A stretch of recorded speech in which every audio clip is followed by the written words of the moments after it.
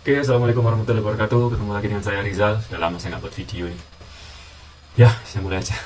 Jadi ini nggak bahas sesuatu, tapi saya ingin mengulang lagi. Jadi ada teman saya waktu itu bertanya mengenai sebuah job ya, pekerjaan. Karena dia mau ngelamar di posisi tersebut ya. Karena saya juga punya pengalaman yang mirip, jadi dia tanya-tanya. Jadi langsung aja ya pertanyaannya. Yang pertama adalah dia tanya Zal, kamu dulu kerja di distributor Aqua ya? Iya benar ya. Dan tugas manajer operasional di sana apa aja nih? Strukturnya apa aja? Kemudian saya jawab ya. Jadi manajer yang saya ingat di salah satu distributor Aqua yang ada di Jawa Tengah ya, saya dulu di Jawa Tengah, di Kudus kantor pusatnya, itu ada manajer sales, kemudian ada manajer business development, ada manajer marketing, supply logistik, finance, dan HRD. Jadi kan kalau dia nanya manajer operasional tuh yang mana gitu ya? Apakah manajer operasional lebih ke salesnya atau lebih ke pengelolaan supply-nya nih, kayak gitu.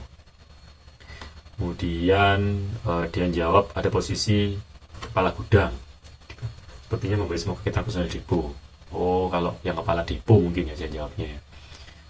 Kalau mengelola inventory dan warehouse ya, jadi kepala depo, jadi dia punya planner, punya kepala gudang ya, punya admin. Kemudian ditambahkan yang lain mungkin ada data analis sama keuangan.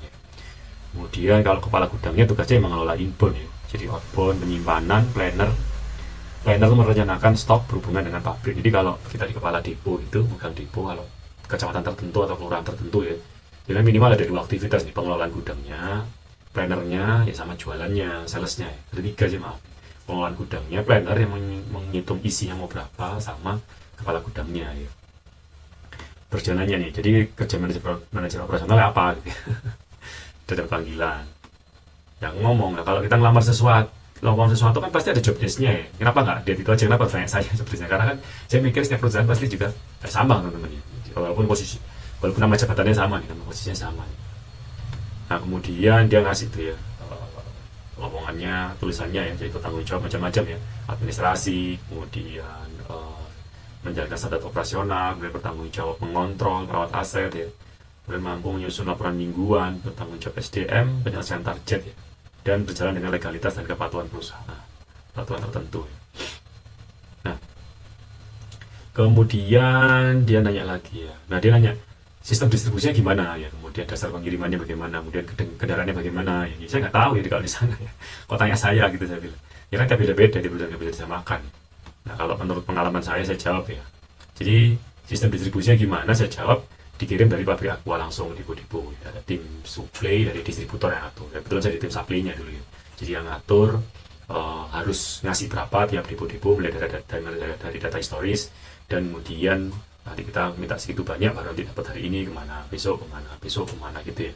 Jadi tim supply yang ngatur. Dan kendaraannya bagaimana? Nanti tim supply juga yang ngatur ya, kapan kendaraannya itu harus ready di antrian pabrik, karena di pabrik Aqua kan ada menerapkan ada window ya. Jadi masuk itu ada window-windownya nih. Window 1 misal kalau nggak salah lupa nih 6 sampai jam 9, nanti window 2 9 sampai jam 11, window 3 11 sampai berapa gitu ya. Jadi kita harus masuk sesuai jamnya, jadi nggak boleh atau nanti jadi nggak ada datang duluan ya, karena dia sudah memperhitungkan stoknya nih, yang ready jam segini berapa, yang ready jam segitu berapa, sehingga memang pengaturan stoknya itu per jam ya, luar biasa.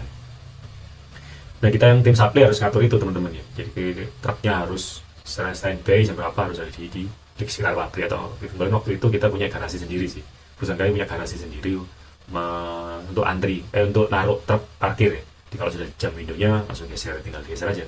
Jaraknya deket banget nih, paling nggak ada 500 meter.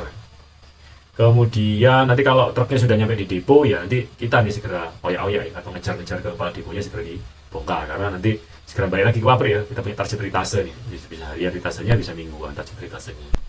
Kemudian dasar pengirimannya dari mana? Dari permintaan depo-depo atau dari histori kita. Biasanya sih kalau depo itu kan dulu waktu saya itu jarang minta, pokoknya dia kurang baru minta ya. Jadi nggak punya perencanaan agak jauh ya, nggak punya forecasting. Jadi kalau merasa kurang mau habis minta. Padahal di jadwalnya kita sudah buatin agak panjang itu yang sistem supply-nya. Jadi agak bentrok waktu itu ya. Jadi sistem supply nanti bisa lihat dari data historis, nanti diolah dan bisa ditambahi, dirubah tergantung permintaannya.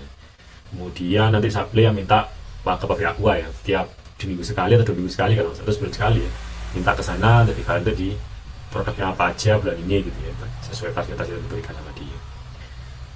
Jadi memang tugasnya di depo adalah mengelola gudang, minta barang yang pas ya, minta jualan yang banyak dengan biaya semini mungkin. Kemudian dia tanya lagi, tempornya gimana, borongan atau harian? Itu mah bebas menurut saya. Mau pakai borongan, mau pakai harian,